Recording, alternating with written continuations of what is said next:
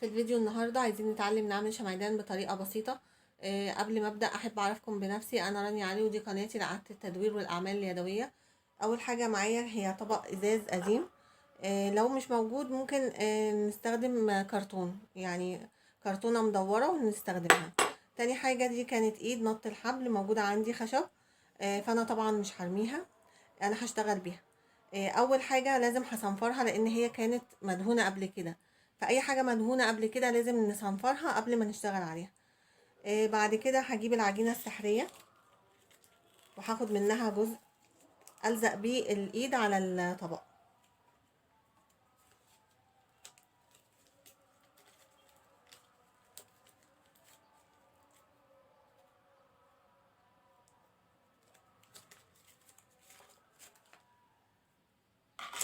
هي بتبقى عبارة عن لونين، أنا لازم أدمج اللونين في بعض لحد ما يبقى لونهم فاتح. أنا ليه بستخدمها؟ علشان هي بتثبت يعني أي خامتين مع بعض بطريقة كويسة.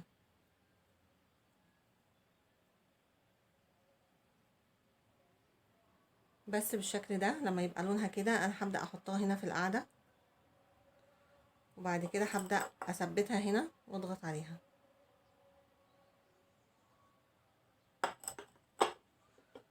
طبعا نحاول نخليها في النص بالظبط،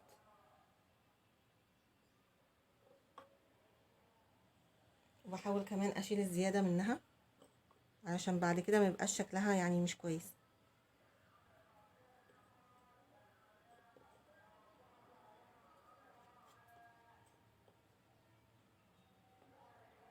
بالطريقة دي كده انا بسيبها طبعا تنشف.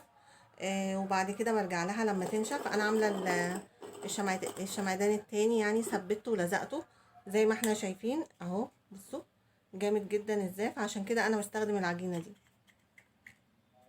دلوقتي احنا بعد ما خلاص ثبتناها والمفروض ان هي هتنشف زي دي كده، هبدأ اغطيها كلها بالجيسو. الجيسو انا عاملاه في البيت هنا. الطريقة بتاعته سهلة. بنجيب مقدارين من اللون، ومقدار واحد من الغيرة الابيض التقيل، وكمان مقدار من بودرة التلج. بس بقلبهم في بعض لحد ما بيدونا الشكل ده. يعني المفروض يدونا القوام اللي احنا نبدأ نفرده بالفرشة او نقدر نفرده بالفرشة. لو لقيتيه ان هو معاكي تقيل شوية ممكن بحط له نقطة صغيرة من المية وببدأ اقلبه لحد ما يتفرد معايا. طبعا انا بشتغل بيه، بأسس بيه هنا. وانا يعني استخدمت اللون الاسود علشان اللون بعد كده انا اللي هستخدمه اسود برضو. لكن لو انا عايزة أسس بيه وهستخدم لون تاني افتح، يبقى هستخدم الجيسو الابيض لو هستخدمه كتأسيس بس. انا ممكن استخدم الفرشة فيه او استخدم السفنجة.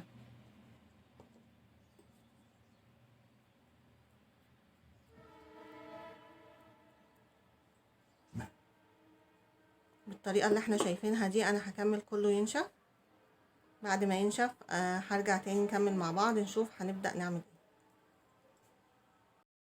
دلوقتي بعد ما الشمعدان نشف هنبدأ نشتغل عليه بعجينة السيراميك. انا عايزة اشكل عليه ورق شجر على القاعدة بتاعته من تحت، فهنبدأ نعملها كور كده، وبعد كده هنعملها كأنها مستقيمة، وبعدين نبدأ نتك عليها من الحروف ونبدأ نفردها.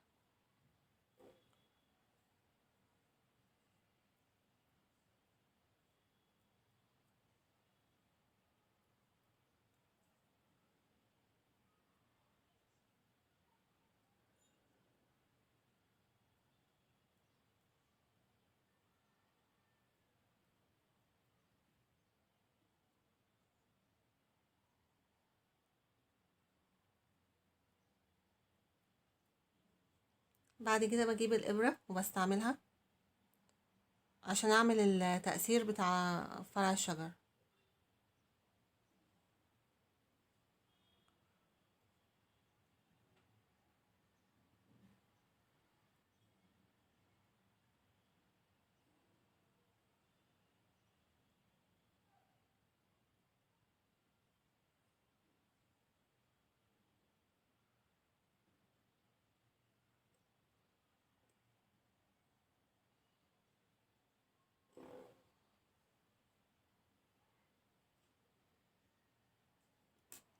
بالشكل ده كده.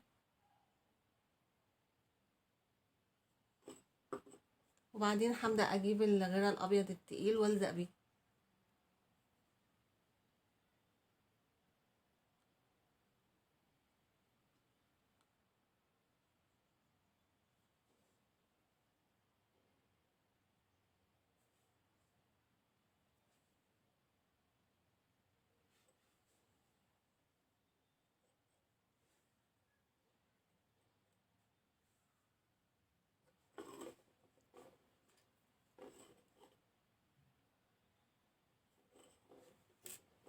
الطريقة دي كده.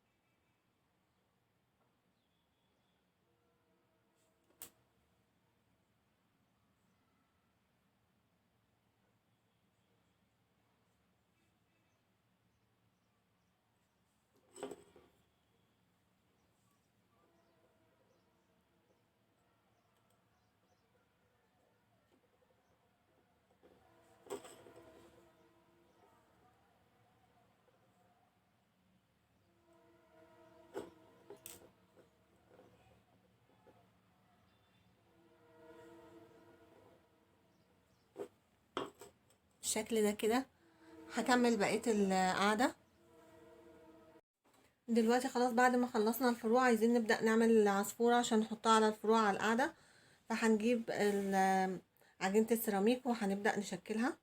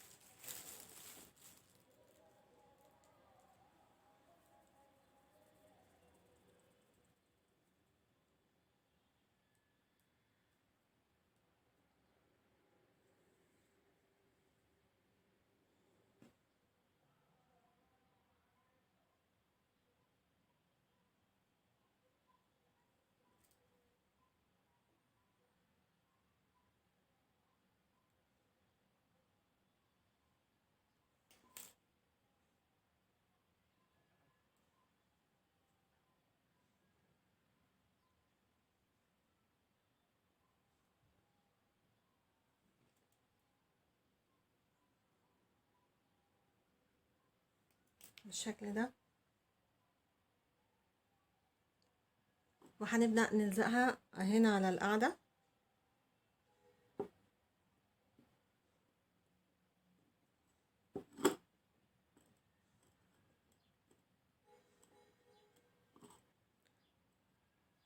بالطريقة دي كده.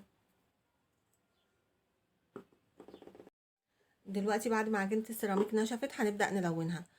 قبل بس ما ابدأ الونها انا عايزة اعرفكم طريقة الوردة اللي انا عملتها دي.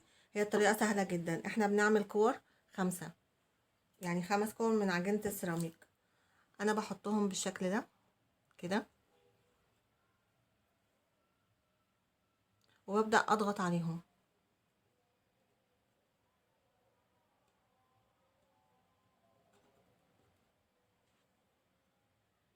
بعد كده ببدأ اشكلهم كده، وبجيب الابرة وبضغط في النص وعلى الحروف.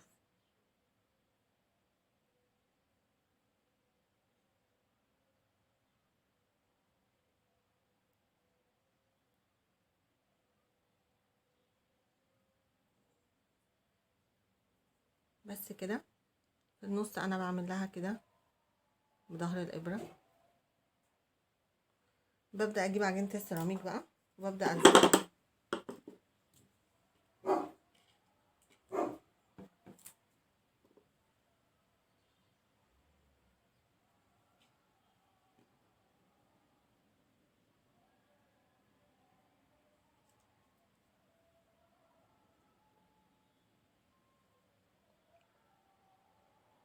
بس كده. دلوقتي بقى عايزين نلون اللي هو اللي نشف. الظاهر ان انا شديت شدة جامدة. وانا بشد بس الكوباية فاللون طلع بره. عادي بتحصل، انا نضفت بس كده. دلوقتي ده لون اسود من مركزات الالوان، وانا حاطه عليه غير ابيض. هقلبهم في بعض كويس، وبعد كده ابدا الون بيهم.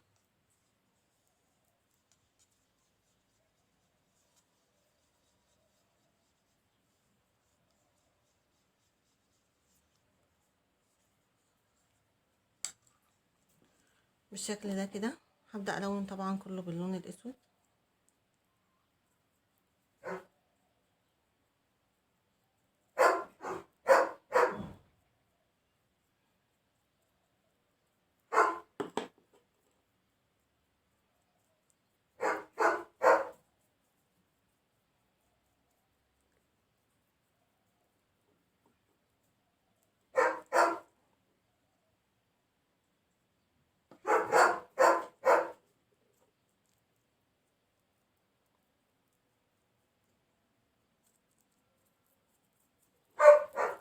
انا هلون كله باللون الاسود كده، وبعدين هسيبه ينشف ونرجع مع بعض نكمل. دلوقتي خلاص اخر خطوه معانا ان احنا هنجيب اللون الذهبي المائي، وهنبدا نمشي على الاماكن البارزه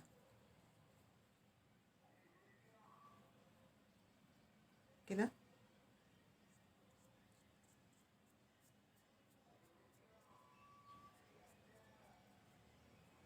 ما نملاش الفرشه علشان الشغل ما يبص معانا، ولو حابين ان احنا نزود نبقى نزود تاني، لكن واحنا بنمشي عليها لاول مره ما نملاش الفرشه قوي عشان ما نلاقيش الدنيا باظت بس.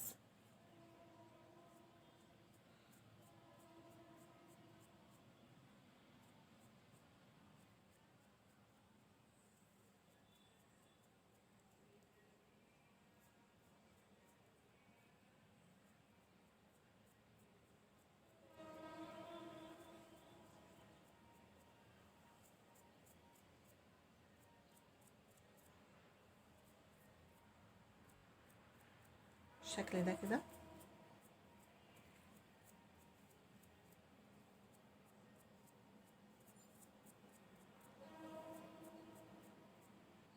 هخلص بقى بقيتها وهوريكم الصوره بتاعتها النهائيه شكلها عامله ازاي. ده شكل شمعدان لما خلص. احب اعرف رايكم، واستنوني في فيديو جديد ان شاء الله.